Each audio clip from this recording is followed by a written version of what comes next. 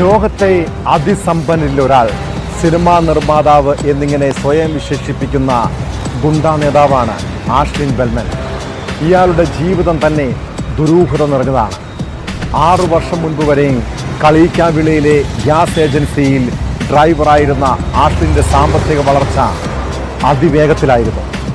2018 ശേഷം ഗൾഫിലേക്ക് പോയ ആഷ്ലിൻ തിരിച്ചെത്തിയത് ബിസിനസ് സംരംഭകൻ എന്ന നിലയിലാണ്.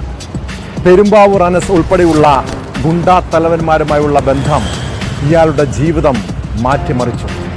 പിന്നീട് ഗുണ്ടാ ഓഫീസ് തുടങ്ങി കൊച്ചി അധോലോകത്തേക്ക് കാലെടുത്തു വയ്ക്കാനുള്ള നീക്കമാണ് ആഷ്ലിന് കുരുക്കായത്.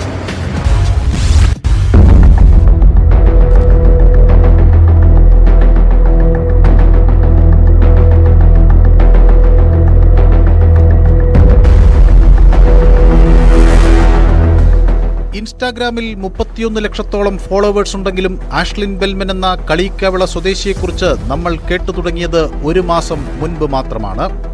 കൊച്ചി മരടിൽ VIP ഗ്രൂപ്പിന്റെ ഓഫീസ് തുറന്നതോടെയാണ് ഇയാളെക്കുറിച്ചുള്ള അന്വേഷണം നടത്തിയത്. കളിയിക്കാവിളയിലെ ഒരു നിർധന കുടുംബത്തിൽ ജനിച്ച ആഷ്ലിന്റെ യാത്ര ആഡംബര കാറുകളിലാണ്. സ്വർണ്ണാഭരണങ്ങളും വില കൂടിയ വാച്ചും സൺഗ്ലാസും ധരിച്ചെത്തുന്ന ഇയാളെ കണ്ടാൽ ആവേശം സിനിമയിലെ ഫഹദ് ഫാസിലിന്റെ കഥാപാത്രത്തെ പോലെ തോന്നും. ലോകത്തെ അതിസമ്പന്നരിൽ ഒരാൾ, സിനിമാ നിർമ്മാതാവ്, മനുഷ്യാവകാശ കമ്മീഷൻ തമിഴ്നാട് വൈസ് പ്രസിഡന്റ് എന്നൊക്കെ സ്വയം അവകാശവാദം ഉന്നയിക്കുന്ന ഈ ആഷ്ലിൻ ആരായിരുന്നുവെന്ന് വിശദമായി അറിയണം.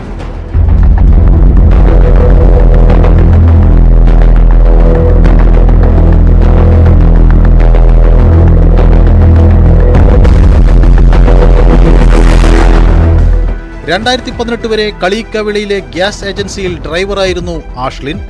അതിനിടെ ചുമട്ടുതൊഴിലാളിയായും കെട്ടിട നിർമ്മാണത്തിനുമൊക്കെ പോയിട്ടുണ്ട്. 2018 ശേഷം ഗൾഫിലേക്ക് പോയ ആഷ്ലിൻ തിരിച്ചെത്തിയത് ബിസിനസ് സംരംഭകൻ എന്ന നിലയിലാണ്. പിന്നീട് ഇയാൾക്കുണ്ടായ സാമ്പത്തിക വളർച്ച ആരെയും അത്ഭുതപ്പെടുത്തും. ദുബായിൽ നിന്ന് മടങ്ങിയെത്തിയതോടെ ആഡംബര കാറുകളിലാണ് യാത്ര. കയ്യിൽ പലപ്പോഴും തോക്കും മാരകായുധങ്ങളും കാണും. പിന്നീട് നാട്ടുകാർ കണ്ടത് മനുഷ്യാവകാശ കമ്മീഷന്റെ ബോർഡ് വെച്ച് യാത്ര ചെയ്യുന്ന ആഷ്ലിനെയാണ്. പെരുമ്പാവൂർ അനസ് ഉൾപ്പെടെയുള്ള ഗുണ്ടാ തലവന്മാരുമായുള്ള ബന്ധമാണ് ഇയാളുടെ ജീവിതം മാറ്റിമറിച്ചത്. ഈ കാലയളവിൽ ദുബായ്, തമിഴ്നാട് എന്നിവിടങ്ങളിൽ VIP ഗ്രൂപ്പ് എന്ന പേരിൽ സ്ഥാപനങ്ങൾ തുടങ്ങി. പിന്നീട് കൊച്ചി മരടിൽ VIP ഗ്രൂപ്പിന്റെ ഓഫീസ് തുറന്നതോടെ ആഷ്ലിന്റെ തട്ടിപ്പ് കഥകൾ പുറത്തുവന്നു.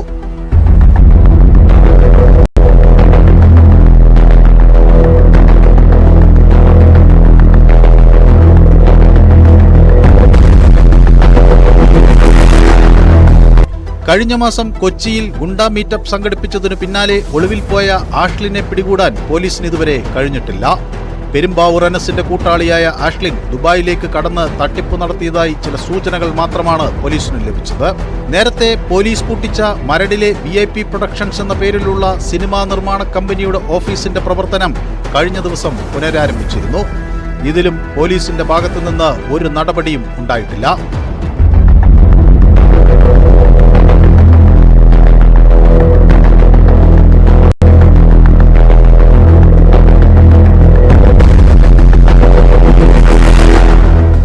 Tom Kuriakose, news 18 Kochi.